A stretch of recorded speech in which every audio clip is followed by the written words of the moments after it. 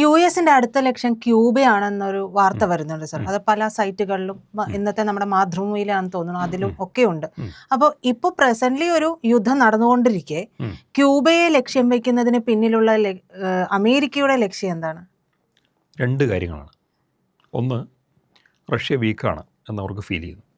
അതായത് കുറച്ച് നാൾ മുമ്പ് മെഡുറോയെ പിടിച്ചുകൊണ്ട് പോയി, റഷ്യക്കൊന്നും ചെയ്യാൻ പറ്റില്ല. ഓക്കെ, അതായത് പൊതുവിൽ റഷ്യയും മെഡുറോയും തമ്മിൽ വിരോധമൊന്നുമില്ല. ചൈനയാണെങ്കിൽ വെനിസ്വേലയിൽ നിന്ന് എണ്ണ വാങ്ങുന്നതാണ്, അത് നിന്നു. അപ്പം മെഡുറോ ഒരു അർത്ഥത്തിൽ ചൈനയുടെ നല്ല സുഹൃത്താണ്, ചൈനയ്ക്കൊന്നും ചെയ്യാൻ പറ്റില്ല. റഷ്യയുടെ ഒരു എണ്ണക്കപ്പൽ വെനിസ്വേലൻ ഭാഗത്ത് വെച്ച് അമേരിക്ക എടുത്ത് വെച്ചിട്ട് പിടിച്ചു, അമേരിക്ക പിടിച്ചു. അതിലൊന്നും ചെയ്യാൻ റഷ്യയ്ക്കും പറ്റിയില്ല. ചുരുക്കത്തിൽ ഇവിടെ ഒന്നും റഷ്യൻ പ്രതിരോധം കാണുന്നില്ല, അല്ലെങ്കിൽ ചൈനീസ് പ്രതിരോധം കാണുന്നില്ല. അനേകം വർഷങ്ങളായിട്ട് അമേരിക്കയ്ക്കുള്ള വലിയൊരു വിഷയമാണ് ക്യൂബ. ക്യൂബയിൽ കമ്മ്യൂണിസ്റ്റ് ഗവൺമെൻറ്, അവർ റഷ്യൻ സപ്പോർട്ടേഴ്സാണ്, ചൈനീസ് സപ്പോർട്ടേഴ്സാണ്. ഒരു കാലഘട്ടത്തിൽ അവിടെ ആണവായുധങ്ങൾ, സോവിയറ്റ് യൂണിയൻ്റെ കാലഘട്ടത്തിൽ ക്യൂബയിൽ ആണവായുധങ്ങൾ വയ്ക്കുന്ന വലിയ പ്രതിസന്ധി ഉണ്ടായിരുന്നു. അത് ആഗോളതലത്തിൽ ചർച്ച ചെയ്യപ്പെട്ടു. അവസാനം ഇവിടുന്ന് അവരെടുത്ത് മാറ്റി. അമേരിക്കയ്ക്കുള്ള ഏറ്റവും വലിയ ഭീഷണി അമേരിക്കയുടെ തീരത്തോട് തൊട്ട് ചേർന്ന് കിടക്കുന്ന, അമേരിക്കയുടെ വളരെ അടുത്താണ് ക്യൂബ എന്ന് പറയുന്നത്. അവിടെ USSR, പഴയ റഷ്യ, അവർ കൊണ്ടുപോയി ആണവായുധം വെച്ചു. ഇതിൽ പരം അമേരിക്ക ഒരു ഭീഷണിയില്ല. അപ്പോൾ അമേരിക്കയ്ക്ക് പണ്ട് അതിൻ്റെ പോളിസിയുണ്ട്. ആ പോളിസി എന്ന് പറയുന്നത്, അമേരിക്കൻ ഭൂഖണ്ഡങ്ങൾ രണ്ടെണ്ണമുണ്ട്. ഉത്തര അമേരിക്കയുണ്ട്, ദക്ഷിണ അമേരിക്കയുണ്ട്. നോർത്ത് അമേരിക്കയിലും സൗത്ത് അമേരിക്കയിലുള്ള ഒരു രാജ്യവും അമേരിക്കയുടെ എതിരാളിയായിരിക്കാൻ പാടില്ല. എല്ലാവരും അമേരിക്ക അനുഭാവിയായിരിക്കണം, അഥവാ US അനുഭാവിയായിരിക്കണം. ഈ ഒരു അർത്ഥത്തിലാണ് അവർ കാര്യങ്ങൾ നീക്കുന്നത്. പസഫിക്കുള്ള പല രാജ്യങ്ങളെയും അവരിങ്ങനെ ഉന്നം വച്ചിട്ടുണ്ട്. അവരും കൂടെ നിർത്തുകയോ അവരുടെ കോളനികളാക്കുകയോ ചെയ്തിട്ടുണ്ട്. ഹവായി എന്ന് പറയുന്ന രാജ്യം കൃത്യമായ ഉദാഹരണമാണ്. വളരെ വർഷങ്ങൾക്ക് മുമ്പ്, ഒരു രണ്ട് നൂറ്റാണ്ട് മുമ്പ് ഹവായിൽ അമേരിക്ക ആക്രമണം നടത്തി. അവിടുത്തെ റാണിയെ തടവുകാരിയായിട്ട് പിടിച്ചു. എന്നിട്ട് അത് അമേരിക്കയുടെ ഭാഗമാക്കി. ഇതെന്തിനാണ് ചെയ്തതെന്ന് ചോദിച്ചാൽ, സത്യത്തിൽ അവിടുത്തെ കാർഷിക സമ്പത്തിന് വേണ്ടിയിട്ടാണ്. അവിടെ കൃഷി ചെയ്യാൻ, അവർ അമേരിക്ക ആവശ്യമുള്ള ഉൽപ്പന്നങ്ങൾ കൃഷി ചെയ്യാൻ പറ്റും. ഈ കൃഷിക്കാരുടെ താല്പര്യങ്ങൾ അവർ അമേരിക്കൻ കോൺഗ്രസ്സിൽ അവതരിപ്പിച്ച് എങ്ങനെയാണെന്ന് ചോദിച്ചാൽ, ഇപ്പോൾ റഷ്യ ചിലപ്പോൾ വന്ന് സാർ ഭരണമാണ്, അത് വന്ന് ഹവായി പിടിച്ചെന്ന് വരും, അത് നമുക്ക് എതിരാവും. അല്ലെങ്കിൽ ചൈന ഇവിടെ പിടിച്ചെന്ന് വരും. ഇത്തരം രാജ്യങ്ങൾ വന്ന് ഇങ്ങനെ കിടക്കുന്ന ദ്വീപിനെ പിടിച്ചാൽ, അത് ആലോചിച്ച് നോക്കണം. 200-300 വർഷം മുമ്പ് അമേരിക്ക ഒരു റിപ്പോർട്ടുണ്ടാക്കിയത്, ഹവായിൽ നിന്ന് എത്രയോ അകലെ കിടക്കുന്ന റഷ്യക്ക് എനിക്ക് ഒരു താല്പര്യമില്ലാത്ത സ്ഥലമാണ് ഈ ഹവായി. പക്ഷേ അവിടെ ഈ ശത്രുക്കൾ വന്ന് പിടിച്ചെടുത്ത് കഴിഞ്ഞാൽ നമ്മുടെ താല്പര്യങ്ങൾക്ക് കുഴപ്പമാണ്, നമുക്ക് സുരക്ഷയ്ക്ക് കുഴപ്പമാണ് എന്നും പറഞ്ഞ് അമേരിക്കൻ കോൺഗ്രസിനെ തെറ്റിദ്ധരിപ്പിച്ച് സൈനിക നീക്കം നടത്തി ഹവായി പിടിച്ചെടുത്തു. സമാധാനമായിട്ട് ആരോടും കുഴപ്പമുണ്ടാക്കാണ്ട് അവിടെ ഭരിച്ചുകൊണ്ടിരുന്ന റാണിയെ പിടിച്ച് തടവുകാരിയാക്കി. ഇതൊക്കെ ഉണ്ടായതാണ്. അമേരിക്ക പണ്ടും ഇങ്ങനെയാണ്. അമേരിക്ക എന്ന് വെച്ചാൽ നുണകൾ കൊണ്ട് പലതരത്തിലുള്ള നരേറ്റീവ്സ് ഉണ്ടാക്കും. എന്നിട്ട് അതിൻ്റെ പേരിൽ ഓരോ രാജ്യങ്ങളെ ആക്രമിക്കും. ഇതിന് പുറകിൽ അമേരിക്ക പ്ലസ് ഇസ്രായേൽ, ജൂതൻ്റെ ബുദ്ധിയാണ് ഇതിൻ്റെ പുറകിൽ, ജൂതൻ്റെ കുരുട്ട് ബുദ്ധിയാണ് ഇതിൻ്റെ പുറകിൽ. ഈ യൂറോപ്പിലൊക്കെ പണ്ട് ഏറ്റവും അധികം വെറുക്കപ്പെട്ടിരുന്ന സമൂഹമാണ് ജൂതന്മാർ. അതിൻ്റെ ഒരു എക്സാമ്പിളാണല്ലോ ഷേക്സ്പീരിയൻ നാടകങ്ങളിൽ വന്ന ഷൈലോക്ക് എന്നുള്ള കൊള്ളപ്പലിശക്കാരൻ. അയാളെ വില്ലനായിട്ട് തന്നെ അത് കാണിക്കുന്നത് അല്ലേ. അപ്പം അങ്ങനെ ഒരു പ്രതീകം വരാൻ കാരണം തന്നെ അവരെ അത്രയധികം ജനങ്ങൾ വെറുത്തിരുന്നു. ഇന്നും ആ വെറുപ്പ് അവർ ഏറ്റുവാങ്ങുന്നുണ്ട്. നമ്മൾ കുറേ മണ്ടന്മാരായ ഇന്ത്യക്കാർ മാത്രമേ ഇസ്രായേൽ എന്തോ വലുതാണ്, ജൂതൻ എന്തോ ഭയങ്കര സംഭവമാണ്, ജൂതന് ബുദ്ധി കൂടുതലാണ് എന്നൊക്കെ ചിന്തിക്കുന്നുള്ളൂ. ജൂതന് പ്രത്യേകിച്ച് അങ്ങനെ ബുദ്ധി കൂടുതലൊന്നുമില്ല. അങ്ങനെ വിശ്വസിക്കുന്ന സയൻറ്റിസ്റ്റുകൾ പോലും ഉണ്ട്. പക്ഷേ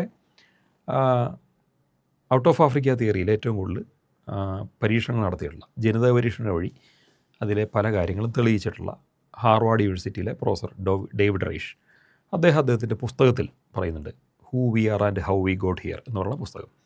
അതിൽ അദ്ദേഹം പറയുന്നുണ്ട്, ഈ ലോകത്ത് ചില ആൾക്കാർ മനസ്സിൽ വെച്ചിരിക്കുന്ന ചില തെറ്റിദ്ധാരണകളുണ്ട്. ജൂതന് ബുദ്ധി കൂടുതലാണ് എന്നവർ ചിന്തിക്കുന്നു. അത് തെറ്റാണ്. അങ്ങനെ പ്രത്യേകം ബുദ്ധിയൊന്നുമില്ല. ചില സവിശേഷ സാഹചര്യങ്ങളിൽ അവരവരുടെ ജീവിത രീതികൾ ചില രീതിയിൽ പരിവർത്തനം ചെയ്തതിൻ്റെ ഇത് മാത്രമേ ഉള്ളൂ. അല്ലാതെ അവന് സവിശേഷ ബുദ്ധിയൊന്നുമില്ല. ഇത് പറയണ റേഷ്യൻ ജൂതനാണ്. ജൂതന്മാർക്ക് അങ്ങനെ പ്രത്യേകിച്ച് ബുദ്ധി കൂടുതലൊന്നുമില്ല എന്ന് പറയണ റേഷ്യൻ ജൂതനാണ്. പക്ഷേ ജൂതൻ എന്ത് ചെയ്യുന്നു? അവൻ്റെ കാര്യങ്ങൾ സേഫാക്കി വയ്ക്കുന്നു. ലോകത്തെ ഏറ്റവും ശക്തിയുള്ള രാഷ്ട്രത്തെ അവൻ്റെ ചൊൽപ്പടി നിർത്തിയിട്ടുണ്ട്. കാരണം ജൂതൻ്റെ ബേസ് എന്ന് പറയുന്നത് സമ്പത്താണ്, ബാങ്കിങ് ആണ്, ഡോളറാണ്. ഇതിൻ്റെ എല്ലാം കൺട്രോൾ അവൻ്റെ കയ്യിലുണ്ട്. അതുകൊണ്ട് അനേകം പാവപ്പെട്ട മനുഷ്യരെ, സാധാരണക്കാരെ, അമേരിക്കയിലുള്ളവരെ വിഡ്ഢികളാക്കിക്കൊണ്ട് അതിൻ്റെ നേതൃത്വം സ്വാധീനിച്ച് ലോബിയിങ് വഴിയും കൈക്കൂലി വഴിയും എല്ലാം അവൻ്റെ, അതുപോലെ തന്നെ മതപരമായ കാരണങ്ങൾ വഴി. കാരണം ജൂതമതം ഏറ്റവും കൂടുതൽ ദുരുപയോഗം ചെയ്യുന്നത് ക്രിസ്ത്യാനിറ്റിയാണ്. ക്രിസ്തീയ വിശ്വാസങ്ങളെ ചൂഷണം ചെയ്ത് നിലനിന്ന് പോകുന്ന ഒരു മതമാണ് ജൂതമതം. അവന് ലോകത്ത് എവിടെ ക്രിസ്ത്യാനിറ്റി വ്യാപിച്ചാലും അതിൻ്റെ ഗുണം ജൂതനാണ്. കാരണം പണ്ടൊരു കാലത്ത് ക്രിസ്ത്യാനികൾ ജൂതനെതിരായിരുന്നു. പക്ഷേ ഇന്ന് പുതിയ കാലത്ത് അങ്ങനെയല്ല, അങ്ങനെ എതിർപ്പില്ല. ജൂതൻ എന്തോ സംഭവമാണെന്നാണ് അവർ വിചാരിച്ചേക്കുന്നത്. അപ്പം ലാറ്റിൻ അമേരിക്ക എന്ന് പറയുന്ന അമേരിക്കയിലുള്ള പ്രദേശങ്ങൾ എല്ലാം ക്രിസ്ത്യനാണല്ലോ, അവരെ ഒപ്പം നിർത്താനാണ് നോക്കിയേക്കണത്. പക്ഷേ ബേസിക്കലി ഇന്നത്തെ US-ന് ലാറ്റിൻ അമേരിക്കൻ ജനതയോട് വലിയ താല്പര്യമൊന്നുമില്ല. അവരെ എന്തോ അധകൃതരായിട്ടാണ് വച്ചേക്കുന്നത്. അവിടെ ക്രിസ്തീയ മതവിശ്വാസം ഉണ്ട് എന്നൊരു കാര്യം മാത്രമേ അമേരിക്ക പരിഗണിക്കുന്നുള്ളൂ. അവരെ മതം മാറ്റിയതിൽ അമേരിക്കയ്ക്ക് വലിയ സന്തോഷമാണ്. പക്ഷേ ആ ജനതയെ ഒപ്പം കൂട്ടാനോ അവരോട് സഹകരിച്ചു പോകാനോ താല്പര്യമില്ല. അതുകൊണ്ടാണല്ലോ കുടിയേറ്റത്തിനെതിരെ അമേരിക്കയിൽ, പ്രത്യേകിച്ച് മെക്സിക്കോയുടെ അതിർത്തിയിലൊക്കെ ട്രംപ് വേര് കെട്ടിയതൊക്കെ.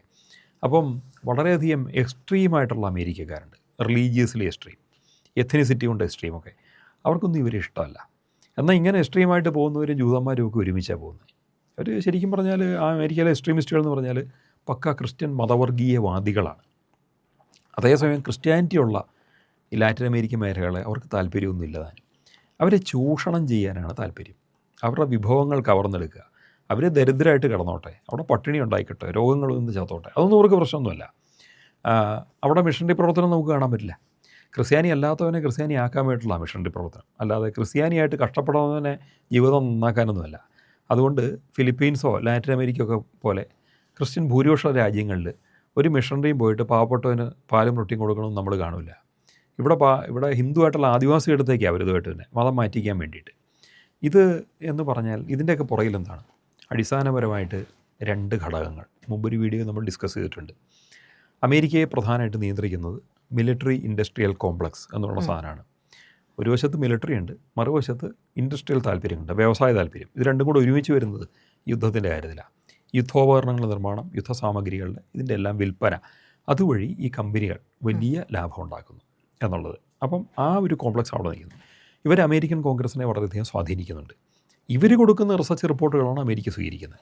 ലോകത്ത് ഓരോ സ്ഥലത്തും ഓരോ രാജ്യങ്ങളും ഇപ്പോൾ അവരെങ്ങനെയാണ്, അമേരിക്കയ്ക്ക് ഗുണകരമാണോ, നാളെ എങ്ങനെയാവും, ഇന്ന് അമേരിക്കയുടെ ഒപ്പം നിൽക്കാത്ത രാജ്യത്തെ എങ്ങനെ തകർത്ത് നാളെ അമേരിക്കയുടെ ഒപ്പം നിർത്താം, ഇങ്ങനെയുള്ള സദാപി റിസർച്ച് നടക്കുന്ന, സ്റ്റഡി നടക്കുന്ന സ്ഥലങ്ങൾ, ഇത്ര സെൻറ്റേഴ്സ് അവരുണ്ട്. അവിടുന്ന് കൊടുക്കുന്ന റിപ്പോർട്ടുകളൊക്കെ അനലൈസ് ചെയ്ത് പഠിച്ചിട്ട് ഇവരെന്ത് ചെയ്യും? രാജ്യത്ത് ലോകത്തിൻ്റെ ഓരോ കോണുകളിലും കുഴപ്പങ്ങൾ ഉണ്ടാക്കും, വേണ്ടി വന്നാൽ കലാപങ്ങൾ ഉണ്ടാക്കും, അവിടെയൊക്കെയുള്ള ഗവൺമെൻറ്റുകളെ അട്ടിമറിക്കാനുള്ള ശ്രമം നടത്തും. ഇന്ത്യക്കെതിരെ അങ്ങനെ പല ശ്രമവും നടന്നിട്ടുണ്ട്, ഭരണാധികാരികളെ കൊന്നിട്ടുണ്ട്. ഇങ്ങനെയെല്ലാം പല രീതിയിൽ കാര്യങ്ങളുണ്ട്. ലാൽ ബഹാദൂർ ശാസ്ത്രി തൊട്ട് ഇങ്ങോട്ടുള്ള ആൾക്കാരിൽ പലരുടെയും മരണത്തിൻ്റെ പുറകിൽ ശരിയായ അന്വേഷണം നടത്തിയാൽ അവസാനം അത് ചെന്ന് നിൽക്കുന്നത് അമേരിക്കയുടെയോ ഇസ്രായേലിൻ്റെയോ കരങ്ങളിലേക്കായിരിക്കും. ഇത് 2 കൂട്ടരും ദോഷമാണ് ശരിക്കും. അമേരിക്ക പോലെ തന്നെയാണ് ഇസ്രായേൽ, ഇസ്രായേൽ പോലെ തന്നെയാണ് അമേരിക്ക. അപ്പോൾ ട്രംപ് താരിഫ് യുദ്ധം നടത്തി, ലോകത്തുള്ള എല്ലാ രാജ്യങ്ങൾക്കും താരിഫ് ഇട്ടു, ഇസ്രായേലിന് മാത്രം ഇട്ടിട്ടില്ല. അത് ശ്രദ്ധിക്കണം. 10% പോയിട്ട് 1% പോലും ഇട്ടിട്ടില്ല. അവൻ്റെ ഒപ്പം നിന്ന ആൾക്കാർക്ക് കാനഡയ്ക്ക് ഇട്ടു, പാകിസ്ഥാൻ ഇട്ടു, എല്ലാവർക്കും മിനിമം 10% താരിഫുണ്ട്. ഇസ്രായേലിന് മാത്രമില്ല. കാരണം അവർ ഒരുമിച്ചാണ്, അവരൊന്നാണ് എന്നുള്ളതാണ്. അപ്പോൾ ഇതിനകത്ത് ട്രംപ് ഒരു മണ്ടനായതുകൊണ്ട് ഈ കുരുട്ടുബുദ്ധിക്കാരായ ഇസ്രായേലുകൾക്ക് അയാളെ കൂടുതൽ ഉപയോഗിക്കാൻ പറ്റുന്നുണ്ട്. അപ്പോൾ ഇവിടെ ലാറ്റിൻ അമേരിക്ക എന്ന് പറയുന്നത് അമേരിക്കയ്ക്ക് എപ്പോൾ വേണമെങ്കിലും ഭീഷണിയായിട്ട് മാറാവുന്നൊരു സ്ഥലമാണ്. അങ്ങനെ ഒരു ഭീഷണി ഓൾറെഡി നിലനിൽക്കുന്നതാണ് ക്യൂബ. അവരും ക്രിസ്ത്യൻസാണ്, എക്സ്ട്രീം ക്രിസ്ത്യൻസ് ഉണ്ട്, അവിടെ കമ്മ്യൂണിസം ഉണ്ട്. അപ്പോൾ ക്രിസ്ത്യാനിറ്റി ഉണ്ടെന്ന് പറഞ്ഞിട്ടല്ല, അവിടെ കമ്മ്യൂണിസം ഉണ്ട്. വെനിസ്വേല ഒരു കമ്മ്യൂണിസ്റ്റ് രാജ്യം പോലെയായിരുന്നു, സോഷ്യലിസ്റ്റ് രാജ്യമായിട്ട് നിന്നത്. അവിടെ ഹ്യൂഗോ ഷാവേസ് ഉണ്ടായിരുന്നു. അദ്ദേഹം അമേരിക്കയുടെ മുന്നിൽ കീഴടങ്ങിയിട്ടില്ല. പക്ഷേ മഡറോയുടെ കാലം വന്നപ്പോഴത്തേക്ക് അയാളെ പിടിച്ചുകൊണ്ട് പോയി. അപ്പോൾ ഇതേ നയമായിരിക്കും ലാറ്റിൻ അമേരിക്കയിലെ മറ്റ് രാജ്യങ്ങളുടെ വരെ എടുക്കാൻ അമേരിക്ക ആഗ്രഹിക്കുന്നത്. കാരണം അമേരിക്കയ്ക്ക് വേറൊരു ഭീഷണി അവിടെ നിലനിൽക്കുന്നുണ്ട്. അതിൻ്റെ പേര് ബ്രസീൽ എന്നാണ്. ബ്രിക്സ് എന്നുള്ള 5 രാജ്യ കൂട്ടായ്മ അമേരിക്കയ്ക്കെതിരായിട്ട് ഡോളർ രഹിത സമ്പദ് വ്യവസ്ഥയ്ക്ക് വേണ്ടി വാദിക്കുന്ന ഒരു കൂട്ടായ്മ. ഈ കൂട്ടായ്മയിലെ B എന്ന് പറഞ്ഞാൽ ബ്രസീലാണ്, R എന്ന് പറഞ്ഞാൽ റഷ്യയാണ്, I എന്ന് പറഞ്ഞാൽ ഇന്ത്യയാണ്, C എന്നുള്ളത് ചൈനയാണ്, S സൗത്ത് ആഫ്രിക്കയാണ്. ഈ 5 രാജ്യങ്ങൾ ഒരുമിച്ച് നിന്നിട്ട് പിന്നീട് 5 രാജ്യങ്ങളും ചേർന്ന് പിന്നെ 10 രാജ്യങ്ങൾ ചേർന്ന് മൊത്തം 20 പേരാണ് ഇപ്പോൾ ബ്രിക്സ് കൂട്ടായ്മയിലുള്ളത്. അതിലൊന്ന് ഇറാൻ തന്നെയാണ്. അടുത്ത ബ്രിക്സ് ഉച്ചകോടി ഈ വർഷം നടക്കേണ്ടതാണ്. അത് കഴിയുന്നതോടെ 40 രാജ്യങ്ങളിലേക്ക് വളരുമെന്നാണ് അവർ പ്രതീക്ഷിക്കുന്നത്. പക്ഷേ ആ ഉച്ചകോടി നടക്കുമ്പോഴത്തേക്കും ബ്രിക്സിന് കുറച്ചുകൂടെ ശക്തമായൊരു ഘടന ഉണ്ടായിന്ന് വരാം. അതിൻ്റെ ആഗോള സെൻറ്റർ ഉണ്ടാവില്ല, അത് വേണ്ടെന്നാണ് തീരുമാനം. പക്ഷേ ഒരു സമ്പദ് വ്യവസ്ഥയ്ക്കിടയ്ക്കുള്ള പുതിയൊരു മുന്നേറ്റം ഉണ്ടായിന്ന് വരും. എന്ന് പറഞ്ഞാൽ ഡോളർ രഹിതമായിട്ട് കച്ചവടം ചെയ്യാൻ ആഗോളതലത്തിൽ അവർ സംവിധാനം ഉണ്ടാക്കും. അമേരിക്കയുടെ സ്വിഫ്റ്റ് പോലൊരു വിനിമയ സംവിധാനത്തിൽ ഇത് മാറിയിട്ട് സ്വന്തമായ വിനിമയ സംവിധാനം ഉണ്ടാക്കിയെന്ന് വരാം. ചിലപ്പോൾ അത് ഇന്ത്യയുടെ UPI തന്നെയായിരിക്കും, പറയാൻ പറ്റില്ല. ഇല്ലെങ്കിൽ അതിനോടനുബന്ധിച്ച് നമ്മൾ ഡെവലപ്പ് ചെയ്യുന്നതായിരിക്കാം. പിന്നെ റഷ്യ സ്വന്തമായിട്ടൊരു കറൻസി, ഒരു ഇൻ്റർനാഷണൽ കറൻസി ഈ ആവശ്യത്തിന് വേണ്ടി ഡിസൈൻ ചെയ്യുന്നുണ്ട്. അതിൻ്റെ പേര് യൂണിറ്റ് എന്നാണ്. ഈ യൂണിറ്റ് കറൻസി ഒന്നുകിൽ ആക്സെപ്റ്റ് ചെയ്യുമെന്ന് വരാം, അല്ലെങ്കിൽ ഈ 5 രാജ്യങ്ങളുടെയോ മറ്റു രാജ്യങ്ങളുടെയോ ലോക്കൽ കറൻസിയിൽ മാത്രമായിട്ട് ചെയ്യുന്നൊരു സിസ്റ്റം. പക്ഷേ അതിനെ ഉൾക്കൊള്ളുന്ന ഒരു വിനിമയ സംവിധാനം സ്വിഫ്റ്റിന് പകരമായിട്ടുണ്ടാക്കും. ഇതൊക്കെയാണ് ഉദ്ദേശിക്കുന്നത്. അങ്ങനെ വരുമ്പോഴത്തേക്കും അമേരിക്കയുടെ 2 ഭൂഖണ്ഡങ്ങളിൽ ഒന്നായ സൗത്ത് അമേരിക്കയിൽ അവിടുത്തെ സുപ്രധാന രാജ്യമാണ് ബ്രസീൽ, വളരെയധികം റിസോഴ്സുള്ള രാജ്യം. ആ രാജ്യം ഡോളർ ഉപയോഗിക്കാണ്ടാവും. കൂട്ടത്തിൽ മറ്റു പലരും ഡോളർ ഉപയോഗിക്കേണ്ടായി എന്ന് വരും. അങ്ങനെ വന്നാൽ അമേരിക്കയുടെ ഇന്നത്തെ ലോകത്തുള്ള മേൽക്കോയ്മ തകരും. ഇത് തകർക്കണമെങ്കിൽ പൊളിറ്റിക്കലി ഒരു മേൽക്കോയ്മ ഉണ്ടെന്ന് അവർക്ക് കാണിക്കണം. ഇറാനിൽ ഇപ്പോൾ നടക്കുന്ന ആക്രമണത്തിൽ വിജയിച്ചാൽ റഷ്യയുടെ മുന്നിൽ അവർ കൊടുക്കുന്ന സന്ദേശമാണ്, ഞങ്ങൾ നിങ്ങളെക്കാൾ മുന്നിലാണ്. കാരണം റഷ്യയാണ് എപ്പോഴും ഇറാനെ സഹായിച്ചുകൊണ്ടിരുന്നത്. ഇന്ത്യയും റഷ്യയും ചൈനയുമാണ് പ്രധാനമായിട്ട് ഇറാനെ നിലനിർത്തിക്കൊണ്ട് പോകുന്ന രാജ്യങ്ങൾ. കൂട്ടത്തിൽ ജപ്പാനും സൗത്ത് കൊറിയ അവരെ സപ്പോർട്ട് ചെയ്യാൻ നിൽക്കുന്നുണ്ട്. അങ്ങനെയൊക്കെ ഉള്ളപ്പം ഈ പറഞ്ഞ റഷ്യയ്ക്കുള്ള കൃത്യമായ മെസ്സേജാണ്, നിങ്ങൾക്ക് ഇറാനെ സംരക്ഷിക്കാൻ പറ്റിയിട്ടില്ല. അങ്ങനെയെങ്കിൽ അടുത്തത് ക്യൂബ ആയിരിക്കണം. കാരണം എന്താ, അമേരിക്കയുടെ തൊട്ട് ചേർന്ന് റഷ്യയുടെ ഒപ്പം നിൽക്കുന്ന രാജ്യം കിടക്കുന്നു, കമ്മ്യൂണിസ്റ്റ് രാജ്യം കിടക്കുന്നു. അപ്പോൾ അതിനെ ഒതുക്കിയാലോ? അങ്ങനൊരു നീക്കം അവർ നടത്തിയെന്ന് വരാം. കുറച്ച് ജനങ്ങളേ ഉള്ളൂ, അവരെ അടിച്ചമർത്തി ഭരിച്ചെന്ന് വരാം. അത് കഴിഞ്ഞാൽ പിന്നെ ബ്രസീലിലേക്ക് നീങ്ങിയെന്ന് വരാം. കാരണം ഒരു വശത്ത് ചൈനയുടെ കൂട്ടാളികൾ, മറുവശത്ത് ബ്രിക്സ് കൂട്ടായ്മയുടെ ആളുകൾ, ഇവരെ ഒതുക്കാനുള്ള ശ്രമം. ഇതെല്ലാം തന്നെ അമേരിക്ക ഭയപ്പെടുന്നു എന്നുള്ളതുകൊണ്ടാണ്. കാരണം ഈ 2026 അമേരിക്കയുടെ പതനം ആരംഭിക്കേണ്ട വർഷമാണ്. വേറൊന്നുമല്ല, സാമ്പത്തിക ശാസ്ത്ര സിദ്ധാന്തങ്ങൾ പ്രകാരം പറയണതാണ്. അവർ ഒരു ഇക്കോണമിയുടെയും വികസനത്തിൻ്റെയൊക്കെ എത്താവുന്ന ഒരു സാച്ചുറേഷൻ ഇപ്പോൾ എത്തിയിട്ടുണ്ട്. ആ സാച്ചുറേഷൻ എത്തിയെന്ന് പറയുന്നത് അവർക്ക് വേണമെങ്കിൽ ഇനിയും വളരാം, കൂടുതൽ സമ്പത്ത് ആർജിക്കാമായിരുന്നു. പക്ഷേ കടമാണ് കൂടുതൽ, GDP ഒക്കെ കൂടുതൽ കടം. ഈ ഒരു അവസ്ഥയിൽ ഇനി അധികം പിടിച്ച് നിൽക്കാൻ പറ്റില്ല. അപ്പോൾ ഡീഡോളറൈസേഷനിലേക്ക് ഇക്കൊല്ലം തൊട്ട് രാജ്യങ്ങൾ കടക്കുകയാണെങ്കിൽ ഇക്കൊല്ലം തൊട്ട് അമേരിക്ക തകരാനും തുടങ്ങും. അപ്പോൾ ഡോളറിന് വലിയ മൂല്യം കൂട്ടി ലോകം മുഴുവൻ ഡോളറിന് ഡിമാൻഡ് ഉണ്ടാക്കിയതിൻ്റെ ഒരു ബേസിലാണ് അമേരിക്ക പിടിച്ച് നിൽക്കുന്നത്.